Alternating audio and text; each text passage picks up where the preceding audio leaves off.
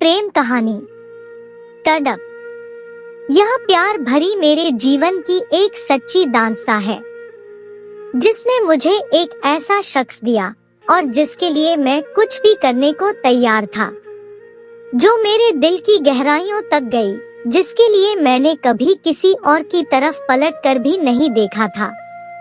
उस लड़की मैं से बेहद प्यार करता हूँ। वह उसी कॉलेज की स्टूडेंट थी जहाँ मेरे पापा पढ़ाते थे। यूँ तो मैंने उसे कई बार देखा था, लेकिन एक बार वह मेरे सपनों में आकर कुछ ऐसी यादें दे गई कि आज भी मैं उसी के सपनों में जीना चाहता हूँ।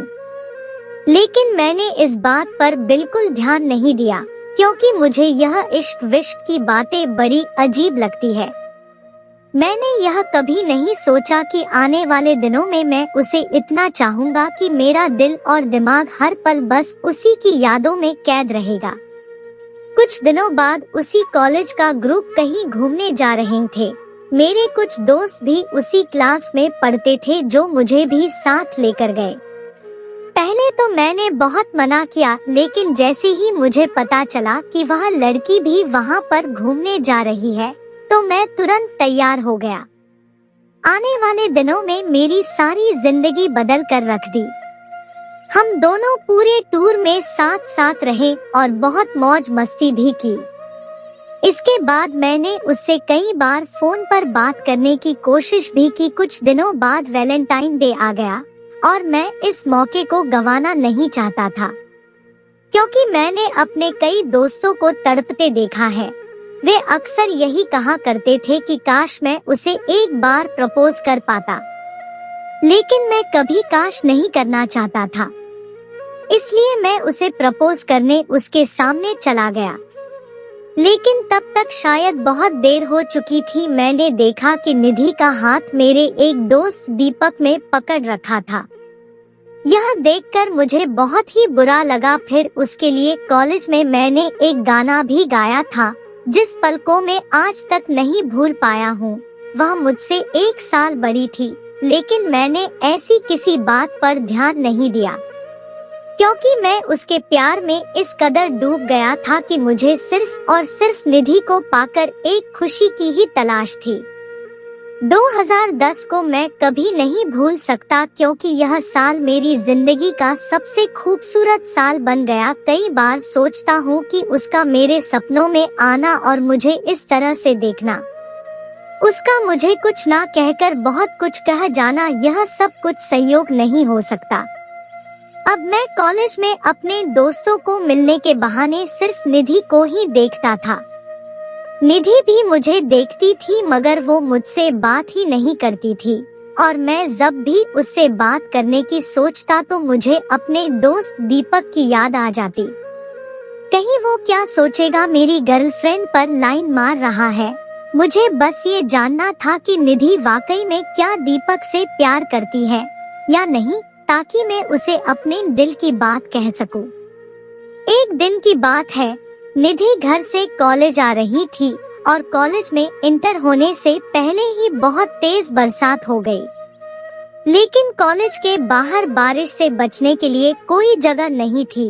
बस पास में एक कोल्ड ड्रिंक की शॉप थी। मैं भागकर वहीं खड़ा हो गया, लेकिन निधि सोच रही थी कि कहाँ जाऊं। इतने में ही मैंने उसे आवाज दी और बोला, निधि जल्दी यहाँ आ जाओ वरना भीग जाओगी। निधि वहाँ जाकर बोली, अरे जय, तुम बारिश की वजह से मैं तुम्हें देख ही नहीं पाई। वैसे तुम गाना बहुत अच्छा गाते हो। मैंने सही मौका देखते हुए कहा कि अरे उस दिन हाँ, मैंने वो गाना तुम्हारे और दीपक के प्यार के लिए गाया था। निधि बोली, ओह नो दीपक, वो तो मेरा कजिन है, मेरे चाचा जी का लड़का। तुम्हें शायद गलत फहमी हो गई है, हम दोनों एक दोस्त की तरह है। शायद इसलिए ये सुनते ही मेरा दिल तो बाग बाग हो गया कि निधि दीपक की बहन है। लेकिन मैंने मन में सोचा कि साले दीपक ने आज तक बताया भी नहीं कि ये उसकी बहन है, वरना अब तक तो मैं निधि को प्रपोज भी कर देता। अब बारिश तेज होने लगी। निधि रुक रुक कर मुझे देख रही थी, शायद कुछ उसके भी दिल में हो। फिर मैंने पूछा, अच्छा निधि, क्या तुम कोल्ड ड्रिंक पियोगी? निधि बोली, इस समय तो चाय पीने का मन है, ठंड जो लग रही है। मैं बिना देरी किए ही बोला, चलो निधि, पास ही में एक की शॉप है, एक कप चाय हो जाए। वैसे भी अब हम कॉलेज के लिए बहुत लेट हो चुके हैं।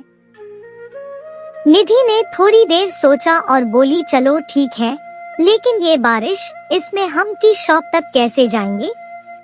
ओह हाँ, ये तो मैंने सोचा ही नहीं। तभी कुछ ही देर में बारिश बिल्कुल कम हो गई।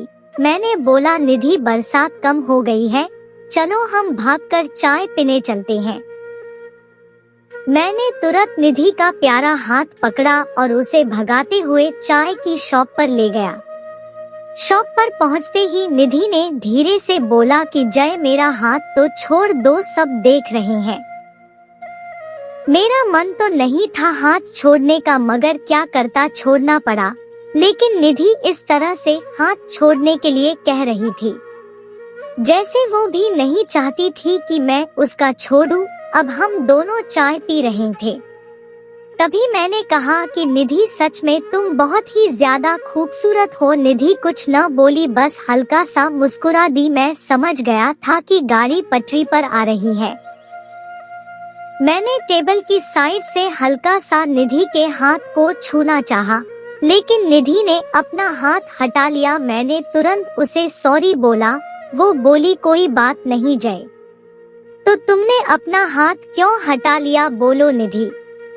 निधि बोली कि जय, जब तुमने मेरा हाथ छुआ तो पता नहीं एक करंट सा लगा मुझे। इतना सुनते ही मैंने दोबारा उसका हाथ पकड़ लिया और कह दिया उसे प्यार से कि I love you Nidhi, I love you so much. मैं तुमसे बेहद प्यार करता हूँ और मैं तो तुम्हें वैलेंटाइन डे वाले दिन ही प्रपोज करने वाला था, मगर उस समय दीपक ने तुम्हारा हाथ पकड़ा हुआ था और मुझे गलतफहमी हो गई थी। सच में निधि, तुम्हारे बिना मुझे सब कुछ अधूरा सा ही लगता है। तुम्हें अजीब जरूर लग रहा होगा कि हम आज ही मिले हैं और आज मैंने तुम्हें प्रपोज कर दिया। तुम जितना भी समय लेना चाहती हो ले लो, मैं अंत तक तुम्हारा इंतजार करूंगा। निधि बोली, जय तुम बहुत अच्छे हो सच में, और मेरे दिल में भी तुम्हारे लिए चाहत है। और आज अचानक जिस तरह तुमने मुझे प्रपोज किया है, तब से ही मेरा दिल जोर जोर से धड़क रहा है। मुझे यहाँ से कहीं ले चलो जय। फिर निधि और मैं पास ही के एक सिनेमा घर में चले गए, लेकिन वहाँ हमने मूवी नहीं देखी। मूवी के बहाने हम तो एक दूसरे के हाथ को पकड़े हुए बस धीरे धीरे प्यार भरी बातें कर रहे थे। फिर हमारा प्यार यूं ही चलता रहा। मैंने अपने घरवालों को मनाकर निधि के घरवालों से बात की। सब लोग मान गए और हमारी जल्द ही शादी हो गई। शादी के बाद निधि और मैं हनीमून पर भी गए, लेकिन शादी के 1 साल बाद ही निधि बोली कि जय, मुझे आगे की पढ़ाई करनी है। मैंने उसे पढ़ाई करने को मना कर दिया और कहा कि निधि, अब तुम घर पर ही रहो। मेरी अच्छी जॉब लग चुकी है, मैं पूरे दिन बाहर रहता हूँ। अगर तुम भी पढ़ाई करने चली जाओगी तो माँ पिताजी का ख्याल कौन रखेगा, और जब हमारे बच्चे होंगे फिर तुम्हें उनका भी तो ख्याल रखना है। निधि इस बात पर भड़क गई और बोली, जय मुझे अभी बच्चे पैदा नहीं करने, अभी मैं पढ़ना चाहती हूँ, कुछ बनना चाहती हूँ, उसके बाद ही बच्चों की प्लानिंग करेंगे। मैंने शांत होकर कहा कि निधि, चाहे तुम आगे की पढ़ाई कर लो, लेकिन मेरे माता पिता को एक पोता या एक पोती दे दो। इस बात पर निधि अड़ गई और अपना बैग लेकर अपने पीहर चली गई। एक पल में ही उसने मुझे अकेला छोड़ दिया। मैं कई बार उसे लेने भी गया पर वो नहीं आई मेरे साथ। मैं दिन रात उसके लिए तड़पता हूँ, उसे याद करता हूँ, पागल सा हो चुका हूँ मैं। उसका प्यार मुझे उसकी बहुत याद दिलाता है। एक दिन मैंने उसे फोन करके कहा कि निधि, हम अभी बच्चे की प्लानिंग नहीं करेंगे, मगर तुम कभी कभी तो यहाँ आ जाया करो। मेरे साथ साथ मेरे माता पिता भी तुम्हें बहुत मिस करते हैं। ऐसा भी क्या हो गया जो तुम इतना नाराज हो गई? मुझसे निधि लिए बोली, जय मुझे तुम्हारे घर बिल्कुल अच्छा नहीं लगता।